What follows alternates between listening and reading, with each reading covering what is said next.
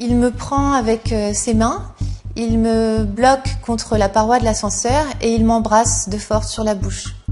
Il me dit « vous allez me remercier autrement » et en fait là il m'embrasse et il me fourre sa langue dans ma bouche. Dans le monde de ces gens-là, on se sert. Et ce jour-là, il s'est servi. J'étais là, il s'est servi. Comme je vous dis, ça m'a jamais empêché de dormir, mais j'y ai pensé, ça fait 20 ans. Et j'y ai pensé tout le temps. Je me rappelle comment j'étais habillée ce jour-là.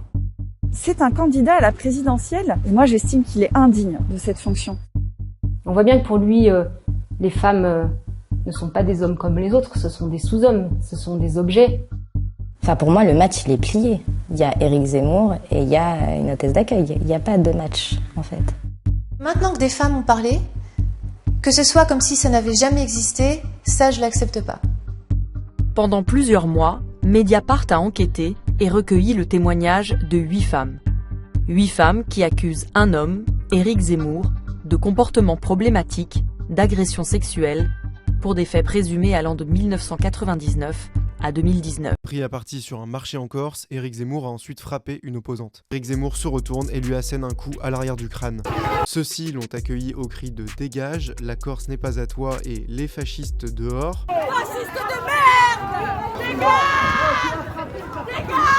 Ce à quoi Éric Zemmour a répondu « Je vous emmerde » selon Corse Matin. Éric Zemmour, tu le connais toi Éric Zemmour toi. Dieu merci, mais oui, tu le connais d'où? Tu le connais, je le connais avant toi celui-là.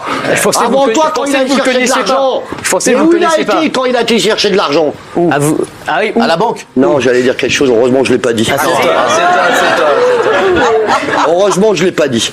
Il y a une chose que je vais te dire, tu le connais pas, Éric Zemmour. Vraiment, je le connais pas. Mais je sais que vous allez dire chercher de l'oseille. Ah, où ça? Oui, chez les voleurs. C'est qui? C'est qui les voleurs? Je peux pas donner de nom. Racontez-nous, Marco. Balancez les noms, Celui-là, là, que tu vois là, il a été chercher de l'oseille chez des mecs comme nous, au début. Donc arrêtez de faire les fanfarons vous aussi. D'accord, mais je te le dis, je te regarde dans les yeux et moi je parle pas pour rien moi.